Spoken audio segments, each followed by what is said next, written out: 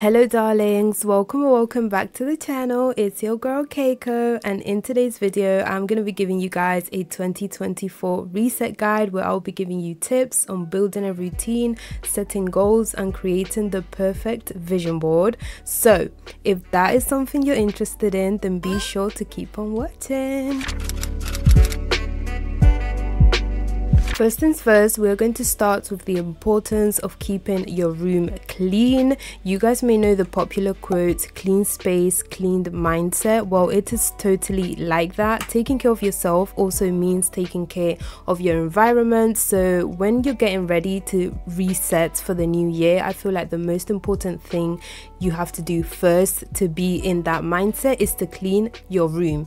Now, I like to clean my room every morning. It just really gets me productive for the rest of the day. If you don't like cleaning in the morning or you're not really a morning person, then I recommend doing it in the evening. That way when you wake up, your space is already clean and you already wake up with like a good productive mindset. I would also recommend buying candles because I feel like candles just really set the whole space in a mood. Once you've cleaned your room, turning on a candle just really makes you feel more at peace, more relaxed and more ready to start setting your goals. It is very important that you have sort of like a vision of the type of person you want to be this year. So let's say you're trying to focus on your studies, be more productive, then let's just say this year you'll be entering your productive clean girl era. That's an example basically. So whatever you're trying to be this year, whatever vision you have for yourself, make it an era. I feel like making it an era will keep your head in the game, so that's definitely something I recommend.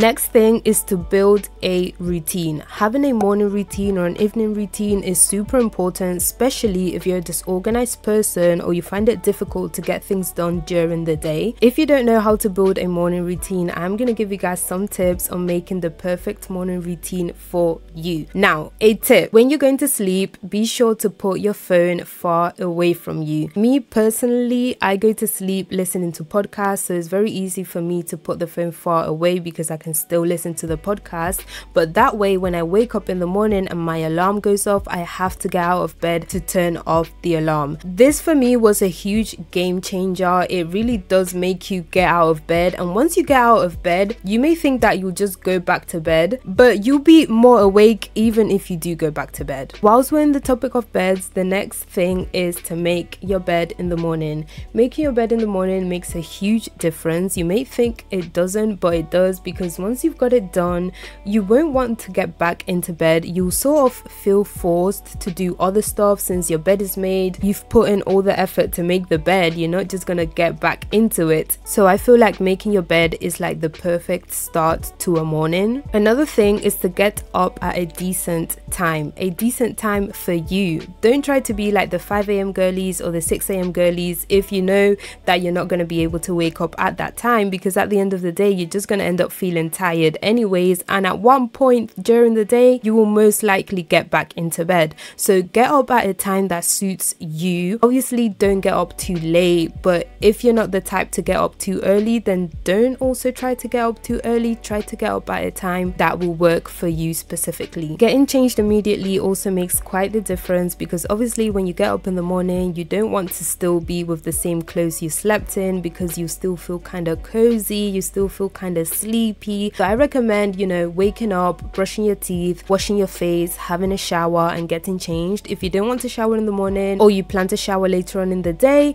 then just wash your face to make sure you feel refreshed and change into some other clothes. They don't have to be, you know, like serious uncomfortable clothes. They can be comfy as long as they're not the same clothes that you slept in. So yeah, I think that really makes a difference. Another thing is to put on some music or a podcast in the morning. I feel like if you listen to a podcast, it's just really helpful to be hearing another voice once you wake up that isn't just yours or silence, and the same goes for music. Also, this will help you when it comes to completing some of your tasks, because I just feel that it's easier to do certain tasks when you're listening to music or when you're listening to to a podcast. And talking about tasks, another thing I recommend is that you do something that you like to do, an activity that you like to do, before getting onto the hard things that you've got to do that day. So that could be making a cup of tea, reading, journaling, I don't know, maybe you want to stretch a little. Just do something that you enjoy before getting onto the hard stuff that you've got to do for that day. Also, don't forget to have your breakfast. Having your breakfast is so important. I find it very difficult to have my breakfast, I will admit, but the days that I do have breakfast, I always feel more energized. And I mean, it's normal, you're finally getting some food into your system after sleeping all night. So although you may not want to, or you may not feel too hungry, try to have something. It doesn't have to be a full breakfast, you know, it can be some biscuits, maybe a smoothie, something like that. Just try to get something in your system and drink lots of water. Also, don't forget to plan your day. Now, I like to plan my days in the mornings. I do my morning routine and then I plan my day. But what I would recommend is to plan your day the night before. That way you wake up with intentions and you already know what you want to do. And last tip for building a routine is to have a sleep schedule. Having a sleep schedule is super important. You need to get your 8 hours of sleep, and if 8 hours is a bit difficult, then try and get at least 6. 6 is the minimum you should try to get. And also, I know I said that was the last tip, but one more thing, maybe try the 21-day rule. Now, if you don't know what the 21-day rule is, basically you have to do a certain task for 21 days every single day, and once 21 days have passed, that task will become a habit. You will start doing it naturally by the time you finished repeating it for 21 days because it has become a habit to your body. So that is something I definitely recommend. Another thing you should add to either your morning routine or your evening routine is a physical activity. Now, when people think of physical activity, they like to think, you know, going to the gym, working out with weights, but it doesn't have to be like that at all. A physical activity can be going on a run, going for a walk, doing some yoga, doing some Pilates, doing some exercise, maybe stretching the body a little bit. It doesn't technically have to be working out or going to the gym, but being able to include a physical activity to either your morning or evening routine really helps. I like to do my physical activities in the morning. If it's something like yoga or Pilates or stretching, then I don't mind doing it in the evening. But if it's something like an exercise or a run, then I do prefer to do it in the morning, since moving a lot will probably give me a lot of energy and I'll probably be more awake. The next thing I'm going to be talking about is journaling, because journaling is one of my favorite things to do, and it's one of the things that I recommend to absolutely everyone. Now, obviously you don't exactly have to journal, but I definitely recommend having a place where you can plan out the rest of the year, where you can set your goals, where you can build your routine and have it written down. So I'm just going to give you guys some places where you can plan out your year. The first thing is, if you have an iPad, I definitely recommend using one of the templates on Pinterest. They're free, you get a free planner and you get to like plan out your day. It's sort of the same thing as journaling but on an iPad. And then again, you could use a journal, which is what I use. You could also use Notion. Notion is an app where you can organize and take notes. It is kind of hard to get the hang of, but I recommend you search up free Notion planners on YouTube and a whole bunch will come up. I will say the planner that I used in 2023 to accomplish my goals, I paid for, but there are so many free ones. And then last thing is a whiteboard. If you're more of a visual person, you need to see things every day. Say for example, you've already planned out your morning routine and you need to be able to see it every day to actually feel motivated to do it, then I recommend a whiteboard, because you can just hang it up and you will see it every single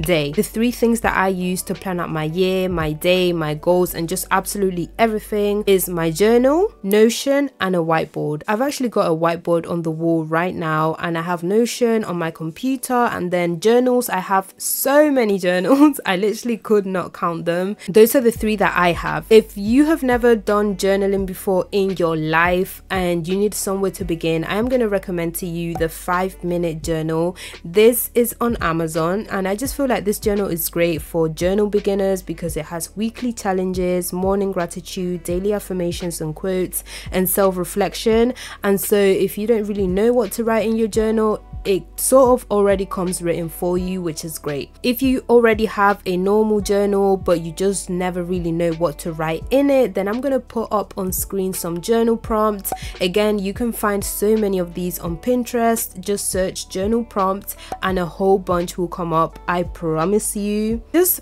choose whatever is comfortable for you. Next thing is setting goals. Now, the first thing I will say about this is that you should not feel rushed to accomplish all of your goals, and you should take it one step at a time, because if you feel rushed, you're gonna feel like you're not really accomplishing anything, where on the other hand, you could actually be accomplishing some objectives. Obviously not the full goal in itself, but you might actually be doing some steps that will lead you to the goal, but because you haven't reached it and you feel rushed, you're gonna feel like you're not accomplishing anything. So that's the first thing I would recommend, to just not feel rushed about accomplishing your goals. Another thing, when it comes to setting goals, I would do 3 to 5. I feel like 3 to 5 is the recommended number. Obviously, if you feel like you're capable of doing a bit more, then you can do more. Obviously, you don't want to put too much pressure on yourself, so it's better to not have too many goals to focus on. Another thing, don't make goals too difficult. You should make realistic goals, because when you set very hard goals and don't accomplish them, it will just make you feel less motivated. So it's good that you set goals that you think you'll be able to accomplish in the year. And then another thing, before you even start working on the goals that you have chosen, make sure that your goals have action steps. Action steps are things that you have to complete to be able to get to your goal, and having an action step will make you feel a lot more accomplished, because you end up achieving some action steps little by little and you feel like you're getting closer to your goal. So for me, action steps is very important. I actually think is what made me accomplish so many of my goals this year. Having action steps just made it a lot more easier, and I felt like I was actually reaching my goals as the year was going on. And last of all is how to create the perfect vision board. Now, before I start, I do want to say you can either choose to have a physical vision board or a digital vision board. I like to have mine digitally because I get very tired of seeing the same photo over and over again. So I like that if you have a digital vision board, you can always just change the photos around a bit and still have it be a vision board with a change of scenery, you know. Anyways, first thing is to find inspiring photos. You need to look for photos that represent what you want to envision, and this is when the whole era thing that I was explaining in the beginning of the video of like choosing an era for your year, this comes in very handy, because you can just look for those type of pictures and that type of aesthetic on Pinterest, which will help you a lot. Once you find the pictures that you want, you've decided on what you want to download and all of that, then you can download them. I would also recommend downloading affirmations and quotes so that you can add them to your vision board. They come in very, very handy. And then use whichever editing app you want. I use Canva to arrange the photos however you want them to be.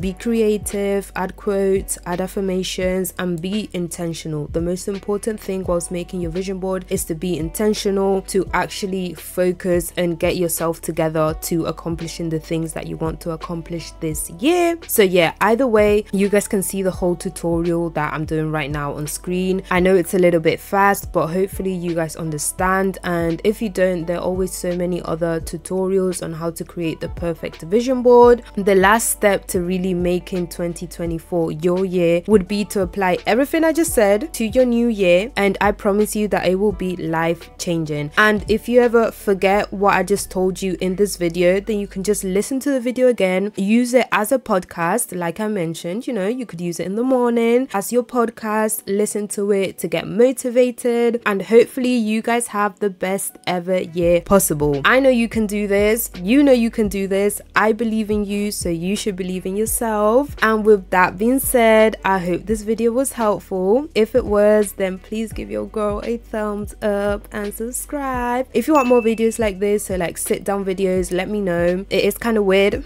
making these type of videos, but I will say that I definitely enjoyed making this. So yeah, hope you guys enjoyed the video. Happy New Year. I believe in you, so you should believe in yourself. Hope you're having a good morning, good afternoon, good evening, wherever it is you are, and I'll see you guys in my next video. Love you. Bye.